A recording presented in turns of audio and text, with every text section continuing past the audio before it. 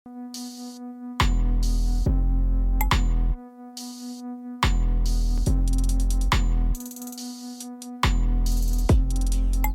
Doctor Babasaheb Ambedkar यांच्या प्रतिमेस पुष्पहार अर्पण करायचे. खारवी अर्पण करी पाहिजे.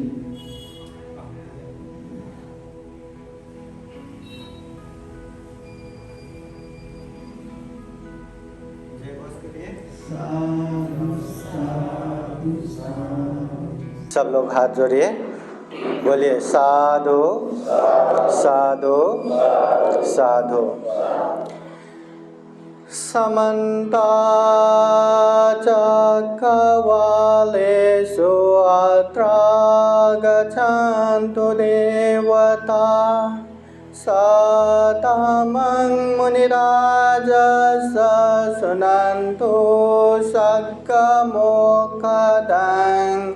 धम्मश्रवणकालो अयं बदन्ता धम्मश्रवणकालो अयं बदन्ता धम्मश्रवणकालो अयं बदन्ता. नमो तस्सा भगवतो अरहतो सम्मा सम्बुद्धास्सा. नमो तस्सा भगवतो अरहतो सम्मा सम्बुद्धास्सा. नमो तस्सा भगवतो अरहतो सम्मा सम्बुद्धास्सा. महाकारुणिक तथागत भगवान बुद्ध को त्रिबार वंदना. महाकारुणिक तथागत बुद्ध द्वारा देशित सुआख्यात धम्म को त्रिबार वंदना. महाकारुणिक तथागत बुद्ध के सुप्रतिपन्न आर्य श्रावक संघ को त्रिबार वंदना.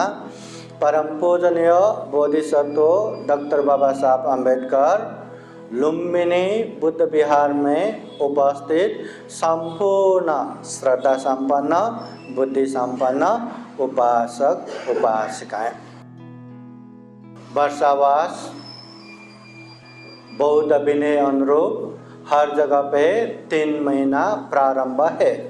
आषाढ़ पूर्णिमा से असोज पूर्णिमा तक 3 महीना बौद्ध विनय अनुरूप जहाँ जहाँ पूजनीय भिक्षु संघ है वहाँ अधिष्ठान करके 3 महीना वर्षावास रहते हैं. और जहाँ जहाँ विहार है वहाँ वहाँ चाहे ग्रंथ पठन करके हो या धम्म देशना कार्यक्रम करके हो, हर तरह से वर्षावास समय में खूब खूब पुण्य करते हैं. जिस तरह ये वर्षावास बरसात समय में खेत में काम करने वाले हर किसी का प्रमुख लक्ष्य रहता है जितना हो सके ये समय में खेत में अनेक अनेक बीज डालने का, बोने का. जितना हम बीज बोएंगे उसके 3 महीने 4 महीने बाद उसका अच्छा परिणाम आएगा. खेत में अच्छे से धान बोएंगे तो धान भर भर के फलेगा. अनेक तरह से जो जो हम अन्न बीज फल फूल जो भी लगाएंगे उसका फल मिलता है. इसी तरह ये वर्षावास बौद्ध परंपरा में पुण्य करने का मौसम है, पुण्य करने का समय है. चाहे शरीर से अच्छा करके हो, चाहे वाणी से अच्छा बोल के हो, चाहे मन से अच्छा सोच के हो, पुण्य करने का समय है. चाहे बिहार में हर दिन जाके भगवान बुद्ध को वंदना करके, बाबा साहब को प्रणाम करके, या हर दिन बुद्ध वंदना परित्राण श्रवण करके, या हर दिन ग्रंथ वाचन करके, या उपवास धारण करके, अष्टशील पालन करके, या हर दिन पंचशील पालन करके पुण्य करने का ये समय है. महाकारुणिक तथागत बुद्ध पुण्य के लिए कहते हैं दानं ददन्तु सद्दाय. जो भी हम कमाते हैं अपने क्षमता से, चाहे थोड़ा कमाओ या ज़्यादा कमाओ ये मायने नहीं रखता, मगर जो भी कमाते हैं उसका थोड़ा सा हिस्सा दान पुण्य करो. दान पुण्य आप बिहार में दान सकते हैं, दान दे सकते हैं, बिहार निर्माण कार्य में दान दे सकते हैं, अनेक अनेक गरीब लोगों को दान दे सकते हैं, पढ़ने के लिए, खाने के लिए, लगाने के लिए, हर तरह से दान दे सकते हैं। मगर दान देने की आदत बनाओ। जितना हम दान देंगे उतना ही हमें अच्छा परिणाम आएगा। महाकारुणिक तथागत बुद्ध ने दान देने के उपदेश दिया ना। आप लोगों को क्या लगता है बुद्ध ने ऐसे ही सोच के चलो दान दो अच्छा होगा, ऐसा उपदेश दिया होगा क्या? नहीं, महाकारुणिक तथागत बुद्ध स्वयं ने इतना दान दिया, इतना दान दिया। 10 पारमिता, 10 उपपारमिता, 10 परमथ पारमिता पूर्ण करते समय उन्होंने दान पारमिता पूर्ण किया। अपने पास जो जैसा है सब के सब दान दिया। और दान भी किस तरह? हम कैसे दान देंगे? अपने पास जो है उससे, तथागत बुद्ध भी कहते हैं, बाबा साहब भी कहते हैं, एक छोटा सा हिस्सा दान दो। मगर तथागत बुद्ध ने कैसे दान दिया? जिस तरह ये बोतल है ना, ये बोतल का ढक्कन निकाल के इसको ऐसे उल्टा करेंगे तो इसमें जितना भी पानी है इसमें पानी रहेगा क्या? बचा रहेगा? सारा का सारा निकल जाएगा। वैसे ही तथागत बुद्ध भी अपने पास जो है, जितना है, लोगों के हित उपकार के लिए कभी सोचते नहीं, बस आंखें बंद करके दान देते हैं। इतना तो तथागत बुद्ध ने दान दिया। फिर उतना ही नहीं, तथागत बुद्ध ने दान उपपारमिता पूर्ण किया। अपने शरीर का अंग प्रत्यंग भी दान दिया। कभी खून दान देना, कभी शरीर का अंग, चाहे आंखें दान देना हो, ये दान देना हो, कितना कितना दान दिया, उससे भी कल्याण ही हुआ। फिर तथागत बुद्ध ने दान परमथ पारमिता पूर्ण किया। परमथ पारमिता पूर्ण करते समय लोगों के हित उपकार के लिए खुद का जान प्राण दे के भी दान दिया। सामने एक भगिनी, उसके बहुत सारे बच्चे हैं। अभी बच्चे होने की वजह से वो इतना भूखा है, इतना अशक्त कमज़ोर है, वो उठ के आहार के लिए भी नहीं जा सकता। और हालत ऐसा है कि अभी उसका दूध भी नहीं निकल रहा है, बच्चे लोग दूध पी रहा है, दूध भी नहीं निकल रहा है। ऐसे समय में वो भगिनी भी मरना है, बच्चे भी मरना है। ये देख के तथागत बुद्ध उस समय महासत्व राजकुमार, अब उसके पास जाके मतलब उन लोगों की जान बचाने के लिए खुद को समर्पित करते हुए अपने आप को खाने के लिए छोड़ दिया। भगिनी इतने कमज़ोर कि सामने पड़े शिकार को भी नहीं खा पा रहा है। फिर उन्होंने क्या किया, एक धार युक्त कोई कुछ लेके अपना मांस काट काट के उसके मुंह पे डाल दिया। कर सकते हैं हम? नहीं कर सकते। इतना जान प्राण दे के कितना दान दिया। परमथ पारमिता, ये बुद्ध होने वाले व्यक्ति ही ऐसे दान दे सकते हैं, हम तो दान ही दे सकते हैं।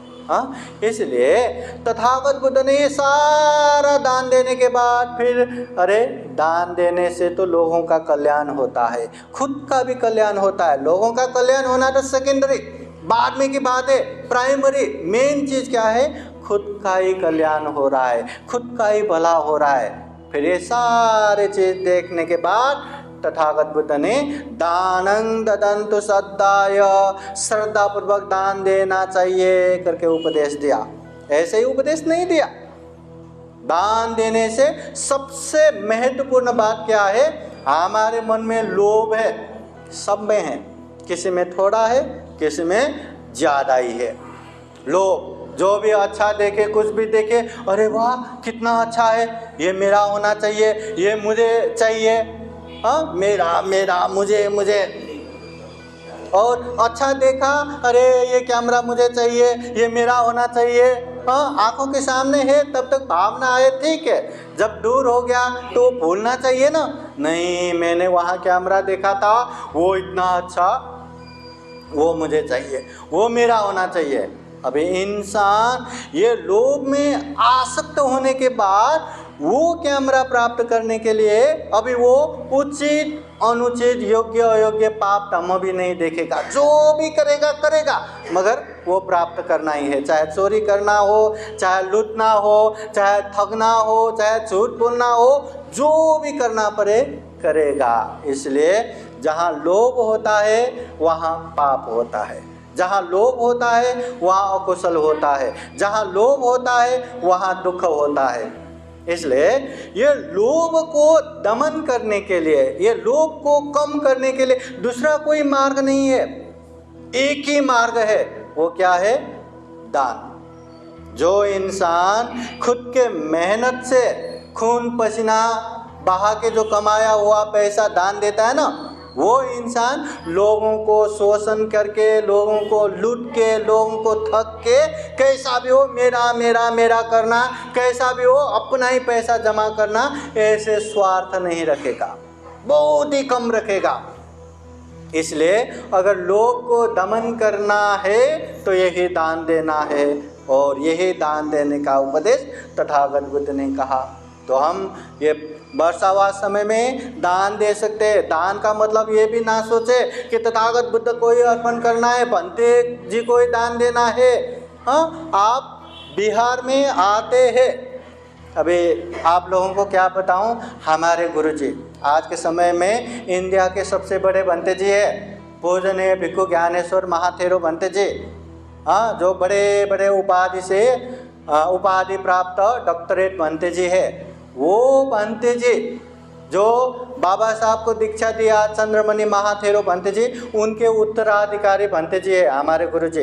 तो वो गुरुजी हमें, देखो हमें भी उपदेश देते हैं। देखो कहीं भी गए, बिहार में जाते ही वंदना करना और दान पात्र में अपने श्रद्धा से दान देना।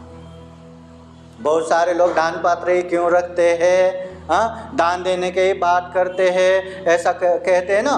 दान देने से पुण्य ही होता है, कल्याण ही होता है, दूसरों का नहीं, खुद का ही कल्याण होता है।